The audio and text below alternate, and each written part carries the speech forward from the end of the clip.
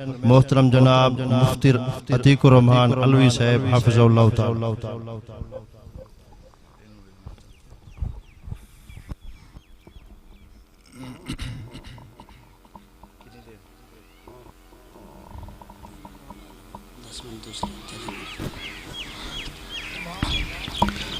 السلام علیکم ورحمۃ اللہ وبرکاتہ۔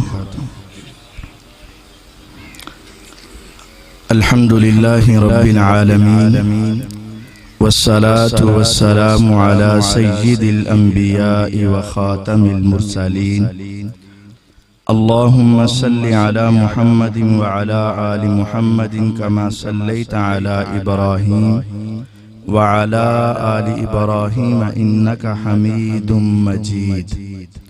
اللہم بارک علی محمد وعلى آل محمد كما بارکت علی ابراہیم وعلى آل ابراہیم انک حمید مجید۔ اما بعد، اعوذ باللہ السمیع العلیم من الشیطان الرجیم، بسم اللہ الرحمن الرحیم۔ لقد كان لكم في رسول الله أسوة حسنة لمن كان يرجو الله واليوم الآخر وذكر الله كثيرا۔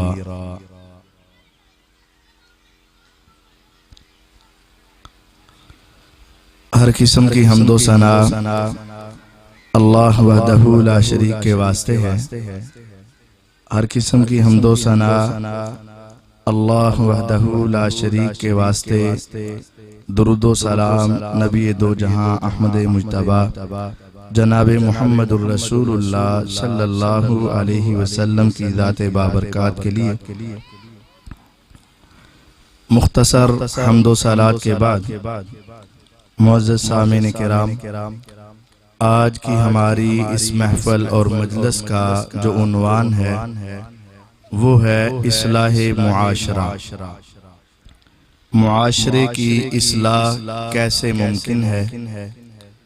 اس کا ایک ہی طریقہ ہے کہ ہم اپنے محبوب جناب محمد الرسول اللہ صلی اللہ علیہ وسلم کی سیرت کو اپنا لیں۔ اس کے سوا معاشرے کی اصلاح کا کوئی طریقہ نہیں۔ اللہ کے نبی صلی اللہ علیہ وسلم کو ابھی نبوت کی وحی نہیں آئی، آپ کو تنہائی پسند آ گئی، آپ اکیلے رہ کر اللہ کی عبادت کرنا پسند کرنے لگے۔ اس کے لیے آپ نے سیدہ خدیجہ رضی اللہ عنہا سے کہا کہ کئی دن کا سالن اور روٹیاں ایک جگہ پہ بنا کے باندھ دو۔ آپ لیتے، مکے سے نکلتے، تقریباً 3-4 کلومیٹر کے فاصلے پر جاتے، اور وہاں ایک پہاڑ تھا جس کا نام حرا تھا۔ اس پر چڑھتے اور اس کی غار میں جا کر بیٹھ جاتے اور وہاں اللہ کی عبادت میں مصروف ہو جاتے۔ سارا دن وہاں اللہ کی یاد میں صرف کر دیتے، اور جب آپ کو بھوک ستاتی تو آپ وہی ٹھنڈا سالن اور باسی روٹی کو نکال کے آپ کھا لیتے۔ غور کیجئے گا، ہماری آج کیفیت یہ ہے کہ آج کی صبح کی پکی ہوئی روٹی رات کو کھاتے ہوئے ہمیں تکلیف محسوس ہوتی ہے، اور آج کی پکی ہوئی کل کھانا ہمارے لیے بہت مشکل ہوتا ہے۔ لیکن وہ دو جہانوں کے سردار جناب محمد الرسول اللہ صلی اللہ علیہ وسلم اللہ کی عبادت میں ایسے مصروف ہوتے کہ کئی دن کا پرانا کھانا آپ کھا کے بھی اللہ کا شکر ادا کرتے۔ ہمیں تازی بھی مل جائے تو بعد میں دعا پڑھنے کی توفیق بھی نہیں ملتی۔ آپ کئی دن ایسے گزار رہے تھے، اللہ کی یاد میں مصروف تھے، اچانک ایک آنے والا آیا، انسانی شکل میں آیا اور آ کر آپ کے سامنے کھڑا ہو۔ آپ اس کو دیکھ کے گھبرا گئے۔ انسان اکیلا بیٹھا ہو اور اللہ کی یاد میں مصروف تھے، کسی کے چڑھنے کی آواز نہیں آئی، قریب آنے کی آواز نہیں آئی، اچانک ایک آدمی سامنے نمودار، آپ پریشان ہو، اور اس نے بھی آ کر کہا اقرا، پڑھو۔ آپ نے فرمایا ما انا بیکاری، میں تو پڑھا لکھا ہے ہی نہیں، میرا دنیا میں کوئی استاد ہے ہی نہیں، میں کسی کا شاگرد ہے ہی نہیں۔ اس نے کہا پڑھ، میں نے کہا ما انا بیکاری، میں پڑھا لکھا۔ اس نے اپنے بازو کھولے، مجھے بازو میں لیا اور دبایا اور چھوڑ کے پھر کہتا ہے اقرا، پڑھ۔ میں نے کہا ما انا بیکاری، میں نے تجھے بتایا ہے میں پڑھا لکھا نہیں۔ اس نے پھر بازو کھول کے مجھے دبایا اور چھوڑ کے کہنے لگا اقرا، پڑھ۔ میں نے کہا تمہیں بتایا ہے ما انا بیکاری، میں پڑھا لکھا نہیں۔ اب کی بار اس نے مجھے اپنے بازو میں لیا اور زور سے کھینچا، زور سے دبایا، حتی بلغ منی الجہد، حتیٰ کہ مجھے پسلیوں میں تکلیف ہوئی۔ مجھے چھوڑ کے پھر کہنے لگا اقرأ بسم ربک الذی خلق، خلق الانسان من علق، اقرأ وربک الاکرم الذی علم بالقلم، علم الانسان ما لم یعلم۔ جب پہلے وہ کہہ رہا تھا نا اقرأ، تو آپ کہہ رہے میں نہیں پڑھا، اب کہا اقرأ بسم ربک الذی خلق، اس رب کے نام سے پڑھ جس نے تجھے پیدا کیا۔ جب اللہ کا نام آیا تو آپ پڑھنا شروع، آپ نے پڑھا، وہ پڑھا کے غائب ہو گیا، چلا گیا۔ حقیقت میں وہ جبرائیل علیہ السلام تھے، ظاہر میں انسان تھے۔ آپ گھبرائے، غار سے نیچے اترے، تیز تیز چلے، گھر میں پہنچے اور آپ کانپ رہے تھے، خوف آپ کے اوپر طاری تھا۔ آپ نے کہا زملونی زملونی، اے خدیجہ رضی اللہ عنہ مجھے کھیس دے دو، کمبل دے دو۔ آپ نے لیا اور سو گئے۔ غم ہو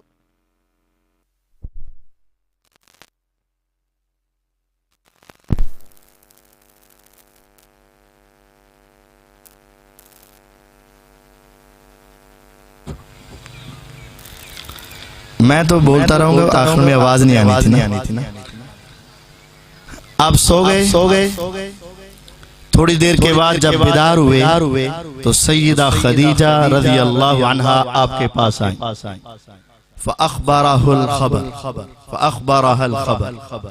آپ نے وہ سارا واقعہ ان کو سنا دیا۔ خدیجہ رضی اللہ عنہ کو سارا واقعہ سنا، ایسے ہوا۔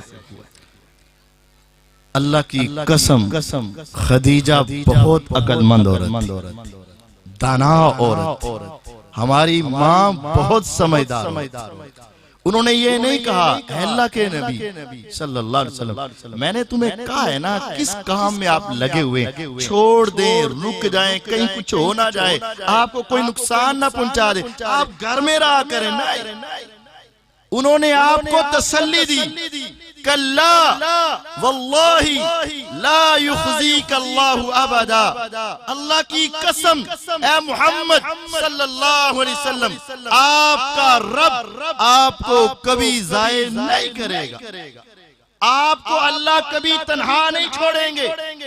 آپ کے اندر 5 خوبیاں ہیں اور جس میں وہ 5 خوبیاں ہوں وہ کبھی ضائع نہیں ہوتا، اللہ اس کو کبھی بے یار و مددگار نہیں چھوڑ۔ انک لتصل الرحم وتحمل الکل وتکسب المعدوم وتقری الضیف وتعین علی نوائب الحق، یہ 5 باتیں آپ میں ہیں۔ میں نے آخر کچھ دیکھ کر آپ سے شادی کی ہے، مجھے یقین ہے جب تک آپ دنیا میں رہیں گے اللہ کا ساتھ تمہارے ساتھ رہے۔ وہ 5 خوبیاں نبی علیہ الصلوۃ والسلام میں تھیں، نبوت سے پہلے بھی نبوت کے بعد بھی۔ اور یقین جانیے اگر آج ہم وہ 5 باتیں اپنا لیں، پورے معاشرے کی اصلاح ہو جائے گی اور پورے علاقے میں امن اور سکون قائم ہو جائے گا۔ سب سے پہلی بات، انک لتصل الرحم، آپ صلہ رحمی کرتے ہیں۔ رحم رشتہ داری کو، صلہ کا معنی ہوتا ہے ملانا، آپ صلہ رحمی کرتے ہیں، رشتہ داروں کو ملاتے ہیں۔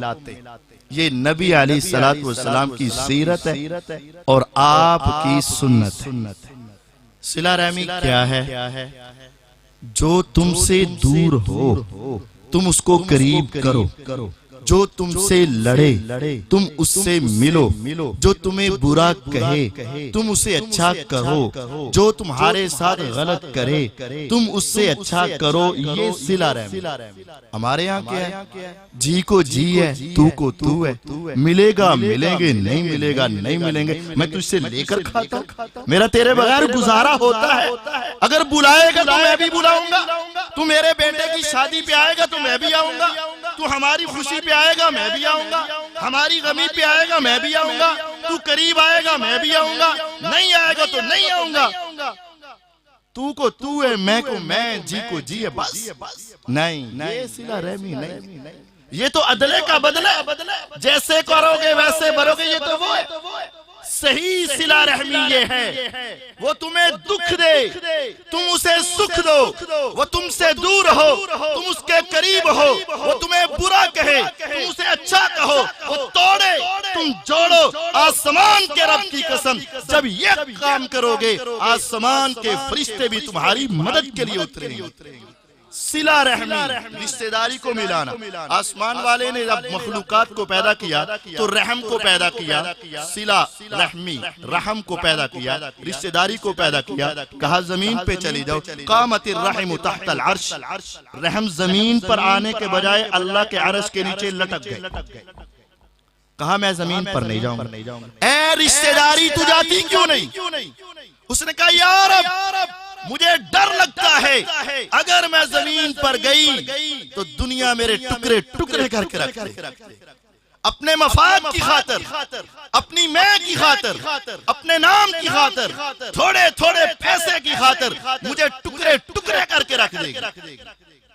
میرے رب نے اس سے ایک وعدہ کیا، اما ترضین ان اصل من وصلک واقطع من قطعک، جاؤ زمین پہ میں تمہیں راضی کر دیتا ہوں، جو تجھے ملائے گا میں رب اس کو اپنے ساتھ ملاؤں گا، جو تجھے توڑے گا میں اپنا تعلق اس سے توڑ کے رکھوں۔ یقین جانیے آج رشتہ دار کو بلا کر راضی کر کے مل کر مت سمجھو کہ میں اس کو صرف بلا رہا ہوں، یقین کر لو ایک مسلمان کو راضی کرنے کے ساتھ تم اپنے اللہ کو راضی کر لے۔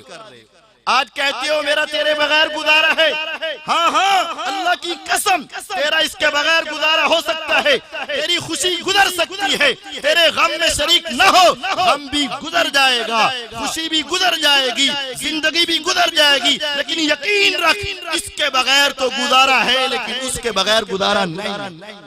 اگر تم چاہتے ہو اس کے ساتھ تعلق جوڑنا جو آسمانوں کا مالک ہے، زمین کا مالک ہے، ذرے ذرے کا مالک ہے، پوری دنیا کا خالق ہے اور ساری دنیا کا بادشاہ ہے، اگر اس سے تعلق جوڑنا چاہتے ہو آسان طریقہ ہے، رشتہ دار، چچا، تایا، پھپھا، ماموں، خالہ جو بھی تم سے ناراض ہیں آج اس کو جا کے راضی کر لو، زمین پہ انسان راضی ہوگا، آسمان پہ رب رحمان بھی راضی ہوگا۔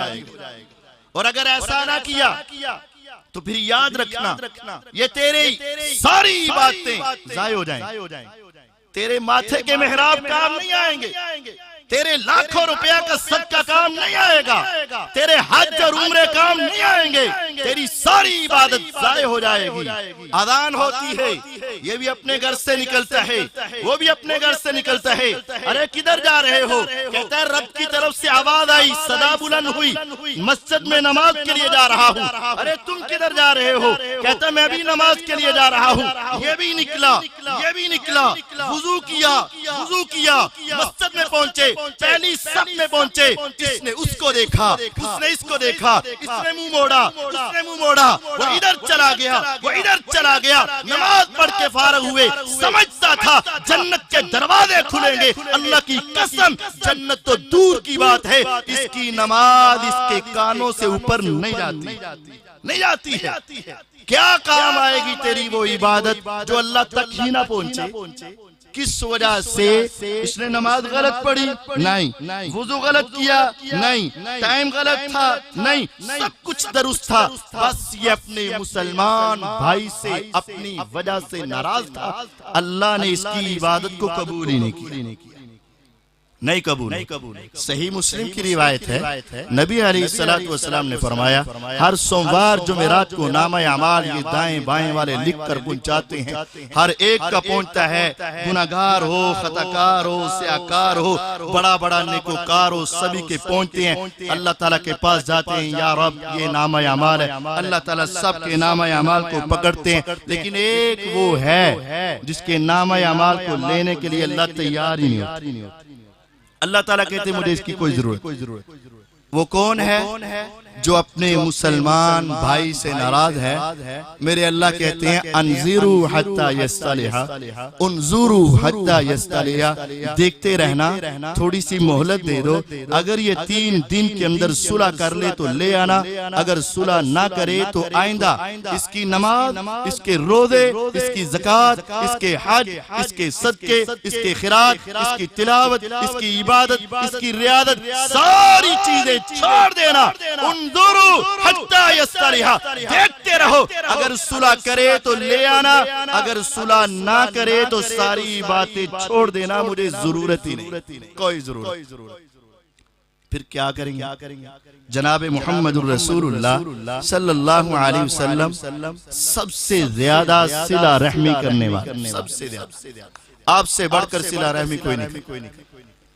بدر کا میدان، احد کا میدان، خندق کا میدان، اس وقت تک ایک آدمی کافر تھا اور ساری جنگوں کا سبب بھی وہ تھا اور کافروں کا سردار بھی تھا۔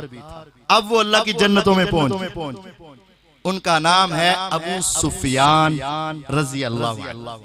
بدر میں وہ کافروں کی طرف سے، احد میں وہ کافروں کی طرف سے، خندق میں بھی وہ کافروں کی طرف سے۔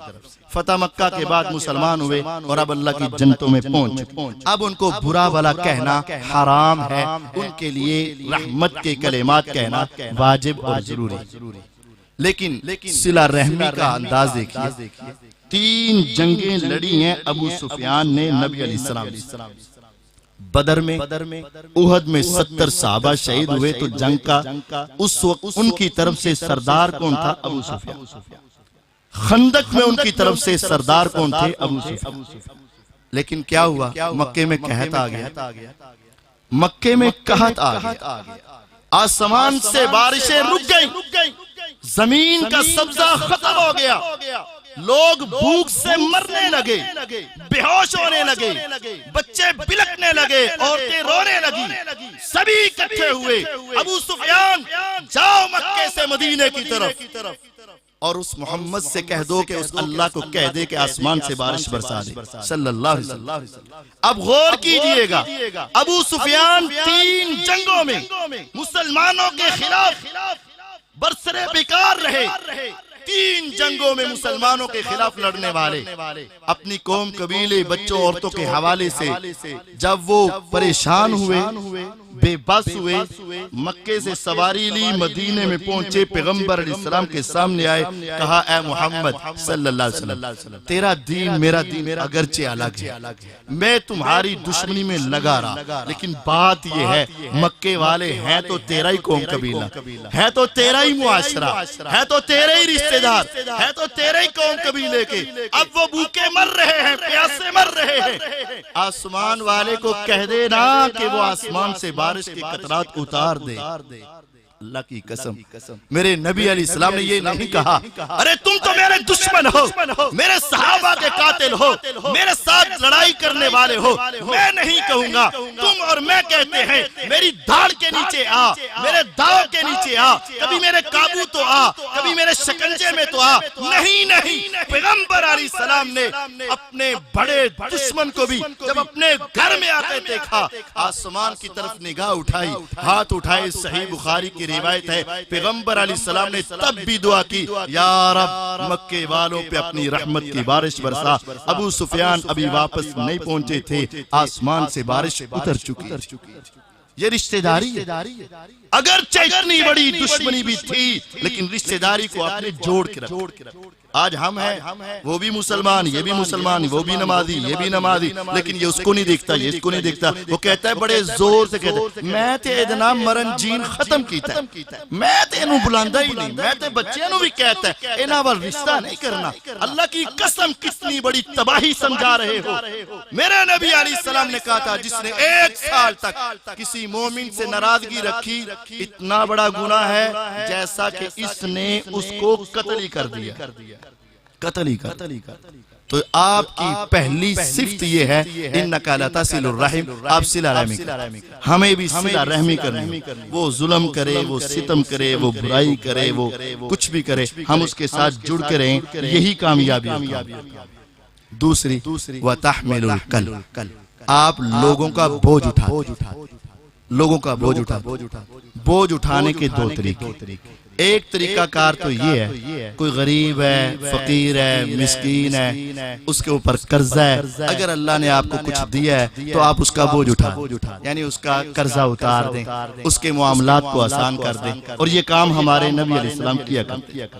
اور دوسرا بوجھ اٹھانا جو ظاہری لحاظ سے کوئی بزرگ ہے، اس نے کوئی چیز اپنے کندھے پہ اپنے سر پہ اٹھائی ہے یا بازو میں بڑی زور سے مشکل سے کوئی چیز اٹھائی ہے، تم قریب سے گزر رہے ہو، خالی ہاتھ ہو، طاقت ہے، جوانی ہے، صحت ہے، تو تم اس کی وہ چیز کو اٹھا کے اپنے کندھے پہ رکھ کے کہہ دو چاچا بتا کدھر جانا ہے، تیرا بھتیجا تجھے گھر چھوڑ کے آئے گا۔ اللہ کی قسم اٹھا کے کبھی کبھی ایسا کیا، کبھی ایسا کر کے دیکھنا، سفید دھاڑی والا جو مشکل سے چل رہا ہو، نوجوانوں کی جماعت بیٹھی ہو، باتوں میں مصروف ہوں، گپوں میں مصروف ہوں، ایک بوڑھے کو دیکھیں، اس کے بوجھ کو اٹھا کے کہیں چچا بتا کہاں جانا ہے، تیرا بھتیجا تجھے گھر چھوڑ کے آئے گا۔ یقین جانیے اس چلنے کے اندر جو لذت اور ایمان آئے گا شاید وہ آپ کو کہیں اور نصیب نہ ہو، اور وہ چچا دل کی گہرائی سے جو تمہیں دعا دے گا، اللہ کی قسم تیری دنیا بھی سور جائے گی، آخرت بھی سور جائے گی۔ ہمارے نبی محمد رسول اللہ صلی اللہ علیہ وسلم 2 جہانوں کے سردار جن کے ہاتھ ریشم سے زیادہ نرم تھے، انس رضی اللہ عنہ فرماتے ہیں میں نے دبایا، ریشم سے نرم تھے، کستوری کی خوشبو آیا کرتی تھی، آپ اپنے ہاتھوں سے لوگوں کا بوجھ اٹھا کر ان کے گھروں میں چھوڑ کر آیا۔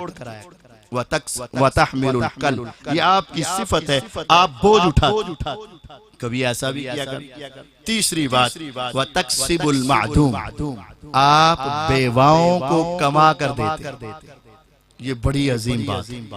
آج بھائی فوت ہو جائے، بیوہ گھر میں ہو، چند چیزیں دے تو دیتے ہیں لیکن ساتھ جو تانے دیتے ہیں وہ اس کو زندہ کو مار کے رکھتے ہیں۔ یقین آج چودھری صاحب، حاجی صاحب رمضان کے اندر راشن تو تقسیم کرتے ہیں لیکن وہ بیوہ بیچاری شرم کے مارے مر جاتی ہے کہ جس کو ایک پیکٹ بعد میں پکڑایا جاتا ہے، 4 تصویریں پہلے اتار کے دنیا کے سامنے ذلیل کیا جاتا ہے۔ ہاں میں اس کو دے رہا ہوں، اس کے یتیم بچوں کو میں پال رہا ہوں، اس کے سارے اخراجات میں اٹھا رہا ہوں، اور پورے علاقے نہیں پوری دنیا میں مشہوری کر کے سمجھتا ہے میں نے حق ادا کر دیا، غلط ہے۔ وَتَقْسِبُ الْمَعْدُومِ، بیواؤں کو کما کر دینا، یہ پیغمبر علیہ السلام کی سیرت تو ہے لیکن ان کو ذلیل کرنا یہ آپ کی سیرت نہیں۔ کبھی ایسا بھی کرو بیواؤں کے ہاتھوں پہ ایسے رکھو کہ تیسرے کو معلوم ہی نہ۔ الساعی علی الارملۃ والمسکین کالمجاہد فی سبیل اللہ۔ نبی علیہ السلام کے پاس ایک آدمی آیا، آ کر کہنے لگا اے پیغمبر علیہ السلام جہاد کا کیا مقام ہے؟ آپ نے فرمایا مجھ سے سن لو، جنت کے 100 درجے ہیں، 100 منزلہ محلات ہیں، ایک منزلہ محل کے درمیانی فاصلہ ما بین السماء والارض، آسمان سے لے کر زمین کا جو فاصلہ ہے اس کو 100 مرتبہ اوپر کر لو، ایک منزل آسمان سے زمین تک، دوسری اس سے اوپر، تیسری اس سے اوپر، چوتھی اس سے اوپر، 100 مرتبہ یہ فاصلہ ماپ لو۔ یہ 100 منزلہ محل اللہ نے جنت میں مجاہد کو دینا ہے۔ اے پیغمبر علیہ السلام 100 منزلہ محل، 100 منزلہ محل اور ایک ایک منزل کا درمیانی فاصلہ آسمان سے زمین کا، اتنا بڑا محل، اتنا اونچا محل جنت میں مجاہد کو ملے گا۔ فرمایا ہاں ہاں، جس نے قوم چھوڑی، قبیلہ چھوڑا، رشتہ دار چھوڑے، والدین چھوڑے، اولاد چھوڑی، بہن بھائی چھوڑے، سب کو چھوڑ کے جوانی کو لے کے دشمن کے سامنے کھڑا ہوا، اس کے ساتھ لڑتا رہا حتیٰ کہ شہید ہوا، اس کی شہادت کی وجہ سے 100 منزلہ محل اس کو دیا جائے گا۔ لیکن یاد رکھو جو مقام اس کو ملے گا، ایک آدمی بازار جائے، حلال کمائے، پیسے لائے، اس میں سے کچھ پیسے نکال کر بیوہ کے ہاتھ پہ رکھ دے، فرمایا جتنا ثواب اس مجاہد کو ملے گا اتنا ثواب اس عام آدمی کو بھی مل جائے گا۔ جہاد کے برابر ثواب ہے، مجاہد کے برابر ثواب ہے۔ ذرا تصور کریں، ایک طرف مجاہد ہے جس کے رشتہ دار گئے، قوم قبیلہ گیا، والدین گئے، اولاد گئی، بیوی بچے گئے، مال و دولت گیا، حتیٰ کہ دنیا سے گیا۔ جو مقام اس کو ہے وہی مقام اس کو ہے جو رزق حلال کما کے کچھ پیسے بیوہ کے ہاتھ پہ رکھتا ہے۔ میرے رب کہتے ہیں بیوہ کے تعاون کی وجہ سے تمہیں بھی اس کے برابر ثواب ملے گا۔ یہ اللہ کا بات، اور پیغمبر علیہ السلام ہمیشہ ایسے کرتے ہیں۔ اور وہ بات مجھے یاد آ رہی ہے، لاہور کے اندر ایک ادارہ ہے دارالسلام، اور وہ دارالسلام ادارہ پوری دنیا میں پھیلا ہوا۔ ان کے جو بڑے ہیں نا، مینیجر ہیں، جو بڑے ڈائریکٹر ہیں، ان کا نام ہے عبدالمالک مجاہد صاحب۔ وہ سعودی عرب میں رہتے ہیں، ریاض میں۔ تو ریاض شہر کا ایک واقعہ وہ اپنی کتاب میں لکھتے ہیں۔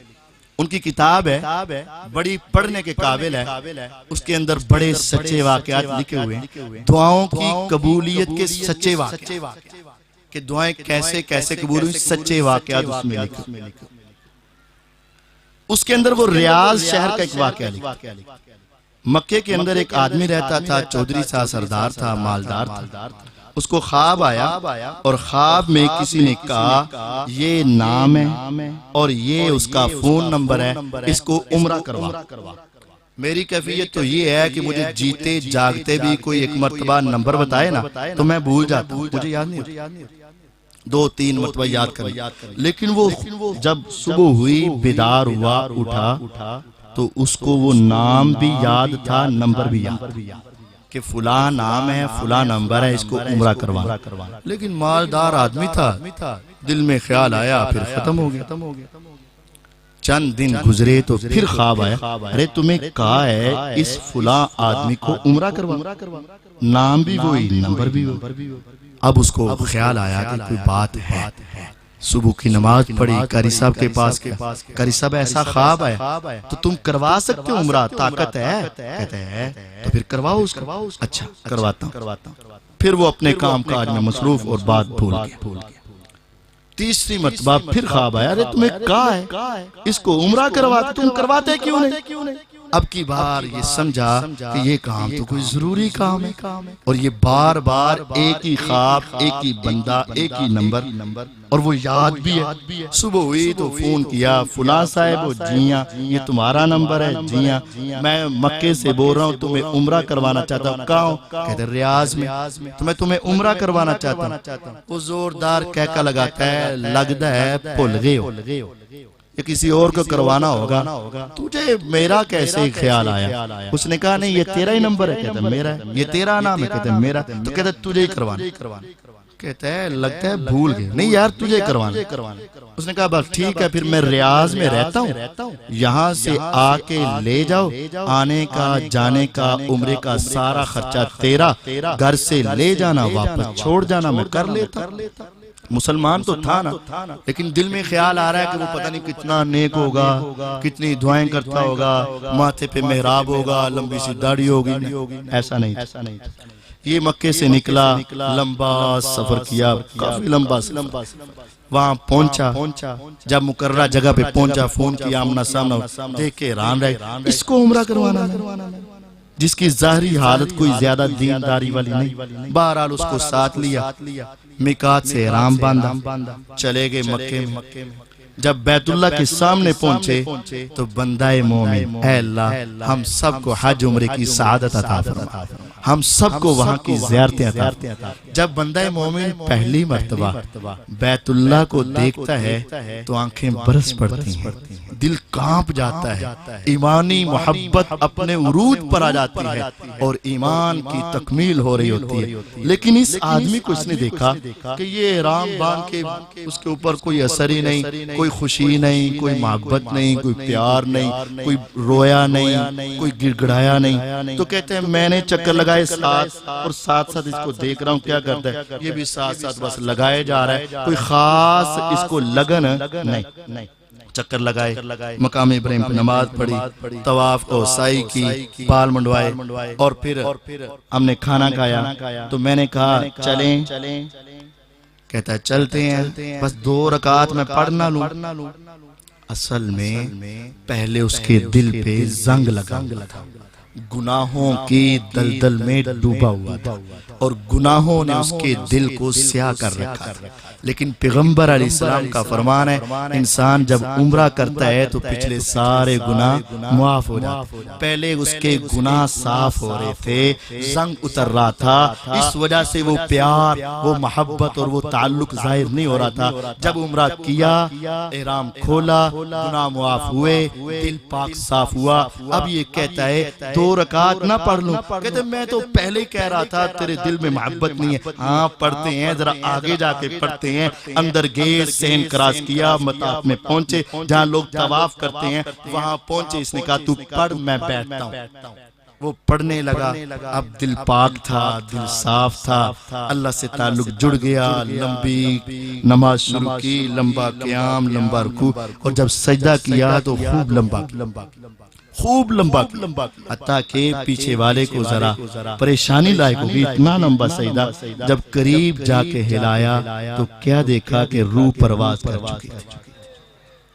اب یہ حیران ہوا، یا رب یہ کون بندہ ہے جس کو تو نے 3 مرتبہ خواب میں بلایا اور یہاں بلا کے سارے گناہوں سے پاک کر کے، ساری غلطیوں سے صاف کر کے، ساری اس کی برائیوں کو ختم کر کے، پاک صاف کر کے اپنے پاس بلایا۔ اور تیرے پیغمبر علیہ السلام کی حدیث ہے جس حالت میں مرو گے اسی حالت میں اٹھو گے۔ کوئی اٹھے گا تو شراب پیتا، کوئی اٹھے گا تو زنا کرتا، کوئی اٹھے گا تو قوالی گاتا، کوئی اٹھے گا تو گالیاں نکالتا، لیکن تیری عظمت پہ قربان تو نے اپنے اللہ کو جان دیا ہے تو مکے کی وادی میں، بیت اللہ کے صحن میں، مطاف کے اندر سر سجدے میں رکھ کے اللہ کی تعریف کے کلمات کہتا ہوا اس کے پاس پہنچے۔ کل قیامت کو تو اٹھے گا تو سر سجدے میں ہوگا اور زبان پہ اللہ پر نام ہوگا۔ اب میں حیران ہوا، یہ کوئی شے ہے، یہ کوئی چیز ہے، اس کا کوئی عمل اللہ کو پسند آیا ہے؟ اب وہاں کیا ہوا؟ غسل دیا، کفن دیا، ہزاروں نہیں لاکھوں لوگوں نے اس کا جنازہ پڑھا، وہ بھی سارے نیک لوگ عمرہ کر کے جو پاک صاف ہوئے، لاکھوں لوگوں نے جنازہ پڑھا۔ وہاں کے لوگ ان کو وہاں ہی دفن کرتے ہیں، لیکن یہ ان کے پاس گیا، انتظامیہ کے پاس گیا، ساری بات سنائی کہ یہ تمہارے ملک کا باشندہ ہے، میرا اس سے وعدہ ہوا تھا میں تمہیں گھر واپس چھوڑ کے جاؤں گا، یہ نہیں ہوا تھا زندہ یا فوت شدہ، یہ تو وعدہ تھا واپس چھوڑوں گا، میں نے واپس چھوڑ کے آیا۔ انہوں نے میت دی، اس کو اٹھایا، گھر لے گیا، وہاں جنازہ پڑھایا، دفن ہو گیا۔ 2-3 دن کے بعد اب اس کو سکون نہیں مل رہا، آخر وجہ کیا ہے، آخر سبب کیا ہے؟ ریاض سے اٹھایا، مکے میں پہنچایا، طواف کروایا، دل کو صاف کر کے اللہ نے اس کو اپنے پاس بلایا۔ آخر کوئی وجہ تو ہے نا۔ اسی نمبر پہ فون کرتا ہے اور کہتا ہے بہنا مجھے یہ سچ بتاؤ، اپنا تعارف کروا کے میں فلاں بول رہا ہوں، مجھے صحیح بتاؤ اس کی نیکی کی، اس کی نیکی کی کہ کس طرح اللہ نے اس کو اپنے پاس بولا، مجھے نیکی بتا۔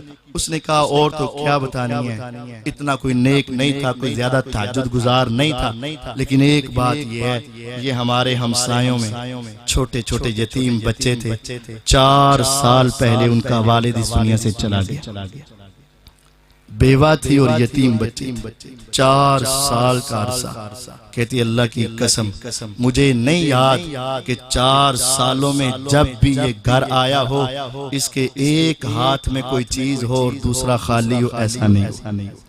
اگر اس نے اپنے بچوں کے لیے پھل لیا تو 2 ہاتھوں میں لیا، اگر اس نے لباس لیا تو دونوں ہاتھوں میں لیا، اگر سبزی لی تو 2 ہاتھوں میں لی، اگر بچوں کے جوتے لیے تو 2 ہاتھوں میں لیے، ایک اپنے لیے اور ایک یتیم بچوں کے لیے اور بیوہ کے لیے۔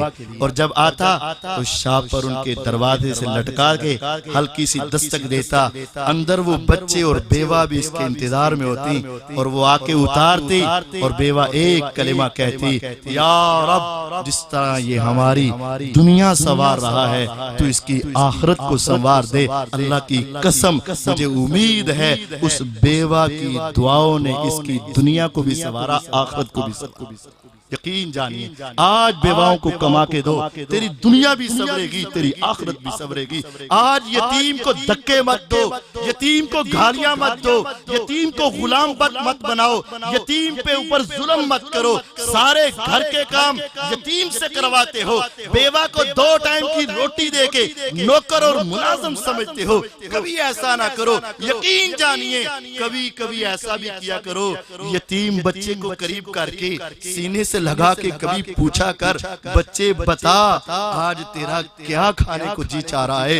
کبھی یہ بھی تو سوچا کر میں اپنے بچوں کی ساری ضروریات کو پورا کرتا ہوں، ان یتیم بچوں کی ضرورت کو پورا کرنے والا آج قبرستان میں جا لیٹا ہے۔ کبھی یتیم بچے کو قریب بلا کے پوچھا کر، میرے بیٹے بتا تجھے کیسی جوتی پسند ہے، میں تجھے لے کر دیتا ہوں۔ کبھی کہا کر یتیم بچے میرے ساتھ چل، تمہیں سکول جانے کے لیے بیگ کس طرح کا پسند ہے، اس کی چھوٹی چھوٹی ضروریات کو کبھی پورا کر کے دیکھا کر۔ کبھی یتیم بچوں کو اپنے ساتھ لے جا کر اچھا کھانا کھلایا کر۔ اللہ کی قسم تمہیں وہ لذت آئے گی اور ایمان اس درجے کو پہنچے گا، شاید تمہیں وہ مٹھاس کہیں اور نہ ملے۔ یتیموں، بیواؤں، مسکینوں کے ساتھ حسن سلوک کرنا یہ میرے محمد صلی اللہ علیہ وسلم کی سنت ہے۔ وَتَقْسِبُ الْمَعْدُومِ، بیواؤں کو کما کے کھلانا یہ آپ کی سیرت ہے۔ وَتَقْرِ الضَّيْفِ، چوتھی بات یہ ہے آپ مہمانوں کے مہمان نواز تھے۔ مسلمان ہوتا، کافر ہوتا، اپنا ہوتا، پرایا ہوتا، امیر ہوتا، غریب ہوتا، آپ نے کوئی فرق نہیں کیا۔ ہمارے یہاں فرق ہے، امیر آیا تو اچھا کھانا، غریب آیا تو تنخواہ دیا، دوستی ہے تو اچھے کھانے، نہیں دوستی تو تنخواہ دیا۔ نہیں، جامع ترمذی اٹھا کے دیکھ، محمد الرسول اللہ صلی اللہ علیہ وسلم گھر میں موجود ہیں، آنے والا آیا، ایک آیا میں آپ کا مہمان ہوں، مہمان کون ہے؟ کافر، اور میزبان کون ہے؟ محمد الرسول اللہ صلی اللہ علیہ وسلم۔ آپ نے یہ نہیں کہا چل نکل جا، تو میرے مسلک کا ہی نہیں ہے۔ ارے مسلک تو دور کی بات ہے، تو میرے مذہب کا ہی نہیں۔ آپ نے ایسا نہیں کہا۔ ہمارے ہاں تو کچھ سمجھدار ایسے بھی ہوتے ہیں، اچھی چیز کھا رہے ہوں، کوئی دروازہ کٹے جائے گا پیچھے کر دے، وہ چلا جائے گا پھر کھا لیں گے۔ ہاں ایسے بھی ہوتے ہیں، اور پھر وہ جاتے وقت مہمان سے پوچھتے ہیں تانوں پانی نہ پیائیے، بیٹھو تانوں کوئی کچھ ایسا نہیں۔ محمد الرسول اللہ صلی اللہ علیہ وسلم کی سیرت کیا؟ ایک کافر اللہ کا منکر، پیغمبر علیہ السلام کا منکر کافر آپ کے پاس آیا، وہ نبوت کے ہاتھ ایک بکری کا دودھ دھوتی. تصور میں جا کے دیکھ, کافر بیٹھا ہو اور دو جہانوں کا سردار اور نبیوں کا امام ایک بکری کے دودھ کو پیالے میں دھو رہا ہو, کیا منظر ہو. اور آپ نے اپنے ہاتھ سے دودھ دھویا, پیالے میں ڈالا. پیش کرنے والے محمد الرسول اللہ صلی اللہ علیہ وسلم اور لینے والا کافر ہے. ایک پلایا اور کہتا ہاں 2 3 4 5 6 7 پیالے 7 بکریوں کا دودھ پلایا محمد الرسول اللہ صلی اللہ علیہ وسلم. پیا, فرمایا اور کہتا ہے بس. آپ نے بستر دیا, لیٹ گیا. لیٹ کے سوچتا ہے آخر کچھ تو ہے نا یار, اگر یہ جھوٹے ہوتے, اگر یہ غلط ہوتے, اگر یہ ایسے ہوتے تو کبھی میری اتنی خدمت کیسے کرتے. فراڈیے ایسے نہیں ہوتے, جھوٹے ایسے نہیں ہوتے, ظالم ایسے نہیں ہوتے جو اپنے گھر سے 7 بکریوں کا دودھ پلا کے بھی پوچھے تجھے اور چاہیے. سویا, صبح ہوئی, چہرے کا دیدار کر کے بے ساختہ پکار اٹھا, اشہد ان لا الہ الا اللہ و اشہد انک رسول اللہ صلی اللہ علیہ وسلم. کلمہ پڑھا, مسلمان ہوا. آپ نے پھر بکری کا دودھ دھویا, اس کو دیا, ایک کا پلایا. فرمایا اور کہتا نہیں بس. آپ نے فرمایا یہ کیا, رات کو 7 ابھی ایک, رات کو 7 ابھی ایک روایت میں آتا ہے اس نے کہا میں نے بسم اللہ پڑھ لی تھی, اور دوسری روایت میں آپ نے فرمایا مومن ایک آنت سے کھاتا ہے, ایک کافر 7 آنتوں سے کھاتا ہے. کافر کے ساتھ شیطان بھی تو کھاتا ہے نا. مسلمان اللہ کا نام لیتا ہے تو جلدی سیر ہو جاتا ہے. بہرحال مہمان نوازی کس نے کی, رسول اللہ صلی اللہ علیہ وسلم نے. اور پانچویں اور آخری بات, وَتُعِينُ عَلَى نَوَائِبِ الْحَقِّ, آپ ہمیشہ حق کا ساتھ دینے والے تھے. آج ہمارے یہاں کیا ہے, یہ میرا دوست ہے, چل ٹھیک ہے میں تیرے ساتھ کا, یہ میرا بیٹا ہے میں تیرے ساتھ کا, یہ میرا قوم قبیلہ ہے میں تیرے ساتھ کا. اگر جھوٹ بھی بولنا پڑے تو میں بول دیتا ہوں, جھوٹی گواہی بھی دینی پڑے دے دیتا ہوں. یار پھر کیا کرتے, ان کے ہاتھوں مارے جاتے. میں اپنے بیٹے کو جھوٹا کہوں, اپنے ملازم کو غلط کہوں, اپنے بھائی کو چھوڑ دوں, قوم قبیلے کی لاج نہ رکھوں. نہیں بھائی, میں تو اپنے بھائی کے ساتھ دوں گا. اللہ کی قسم غلط ہے. محمد الرسول اللہ صلی اللہ علیہ وسلم کی سیرت یہ ہے, وَتُعِينُ عَلَى نَوَائِبِ الْحَقِّ, جو حق کے آپ اس کے ساتھ ہے. معروف واقعہ ہے, ابو بکر صدیق رضی اللہ عنہ گزر رہے ہیں, یہودیوں کا مجمع ہے, آپ قریب سے گزرے. ایک یہودی نے کہا مسلمانوں کا اللہ نعوذ باللہ غریب ہو گیا, فقیر ہو گیا, محتاج ہو گیا, مسلمانوں سے چندہ مانگتا ہے. ابو بکر صدیق رضی اللہ عنہ نے جب یہ گستاخی کے کلمات سنے, آگے بڑھے, زور سے تمانچہ رسید کیا, تھپڑ مارا, ارے بکواس بند کر لے, میرا اللہ فقیر نہیں ہے, وہ ساری دنیا کا بادشاہ ہے, سب کو کھلاتا ہے, سب کو پلاتا ہے, ساری دنیا کا تو مالک وہ ہے, وہ فقیر نہیں ہے. زوردار تھپڑ مارا یہودی کو, وہ سارے اکٹھے ہوئے, اٹھ کے آگے محمد الرسول اللہ صلی اللہ علیہ وسلم کے, اے محمد صلی اللہ علیہ وسلم, اب پتا چلے گا تیری صداقت کا, تیری عدالت کا, تیرے انصاف کا, تیری دیانت کا پتا چل جائے گا. یہ تیرا دوست جو ہے نا جس کا نام ابو بکر صدیق ہے, اس نے ہمارے اس آدمی کو تھپڑ مارا ہے بدلہ لے کر. اب غور کیجئے ابو بکر کون ہے, کوئی معمولی شخصیت نہیں ہے. آپ نے فرمایا پوری انسانیت میں سب سے زیادہ احسان جس کے میرے اوپر ہے وہ ابو بکر. سارے انسانوں کے بدلے اٹھا دیے, چکا دیے, بدلے دے دیے. ایک کے احسان اتنے ہیں کہ میں ابو بکر کے احسان نہیں دے سکتا, ایک کے احسان اتنے ہیں کہ میں محمد ان کا بدلہ نہیں دے سکتا صلی اللہ علیہ وسلم. اللہ ہی دے گا. وہ ایک کون ہے, ابو بکر ہے, جس نے اپنی بیٹی کا نکاح پیغمبر علیہ السلام سے کیا. مکے کی وادی میں سب سے پہلے آپ کو تسلیم کیا, کندھوں پہ اٹھا کے غار سور میں پہنچایا, اور پورے ہجرت کے سفر میں اپنے ساتھ چلے, اور گھر کا سارا سامان اٹھا کے پیغمبر کے قدموں پہ وار دیا. یہ سارے انعام ابو بکر صدیق رضی اللہ عنہ کے ہیں. آپ سامنے ہیں, ایک طرف ابو بکر ہیں, ایک طرف یہودی ہیں. فرمایا ابو بکر رضی اللہ عنہ تو نے مارا ہے, مارا ہے, کیوں مارا ہے یار, کہتے ہیں اس نے اللہ کی گستاخی کی. اب ابو بکر رضی اللہ عنہ دعویٰ کرتے ہیں گستاخی کی. آپ نے فرمایا کوئی گواہ ہے, کہتے ہیں نہیں, مجلس ان کی تھی, میرا گواہ کہاں سے, ارے تم نے مارا ہے, کہتے ہیں نہیں, یہودی جھوٹ بولنے لگے. اب انصاف کا تقاضا یہ ہے کہ مدعی دلیل پیش کرے, ورنہ وہ پکڑا جائے گا. تو ابو بکر صدیق رضی اللہ عنہ دلیل ان کے پاس وہاں کوئی تھا ہی نہیں، گواہ تھا ہی نہیں۔ فرمایا ابو بکر تیری ساری نیکیاں اپنی جگہ پہ، لیکن اب عدالت کا معاملہ ہے، حق کا معاملہ ہے، انصاف کا معاملہ ہے، یا گواہ پیش کر یا بدلہ دینے کے لیے تیار ہو جا۔ آپ نے یہ نہیں کہا اے میرا ہے، یہ میرا پیارا ہے، یہ میرے اوپر ایمان لانے والا ہے، یہ مجھے ہجرت کی رات کندھوں پہ اٹھا کے غار ثور میں پہنچانے والا ہے۔ آپ نے یہ نہیں کہا۔ پیغمبر علیہ السلام انصاف کے اوپر کھڑے، ابھی بدلہ لینے ہی والے تھے کہ آسمان سے قرآن اترا، لقد سمع اللہ قول الذین قالوا ان اللہ فقیر ونحن اغنیاء۔ اے محمد صلی اللہ علیہ وسلم، اگرچہ ابو بکر کا گواہ دنیا میں کوئی نہ ہو، آسمانوں پہ اوپر بیٹھا رب کہتا ہے میں ابو بکر کا گواہ ہوں۔ ابو بکر سچ کہتا ہے، یہودی جھوٹ بولتے۔ آپ ہمیشہ حق کا ساتھ دیتے تھے۔ تو خلاصہ یہ ہے، اگر معاشرے کی اصلاح کرنی ہے تو 5 باتیں اپنا لو۔ صلہ رحمی کرو، لوگوں کے بوجھ اٹھاؤ، بیواؤں کو کما کے دو، مہمان کی مہمان نوازی کرو، ہمیشہ حق کا ساتھ دو، معاشرہ سدھر جائے گا، معاشرے کی اصلاح ہو جائے گی۔ اللہ تعالیٰ مجھے اور آپ کو عمل کرنے کی توفیق عطا فرمائے۔ وآخر دعوانا ان الحمدللہ رب العالمین۔ ایک سوال آیا ہے کہ جادو کا علاج کیسے کرنا چاہیے؟ یہ مسئلہ بڑا عام ہوتا ہے، اکثر لوگ اس کا شکار ہوتے ہیں۔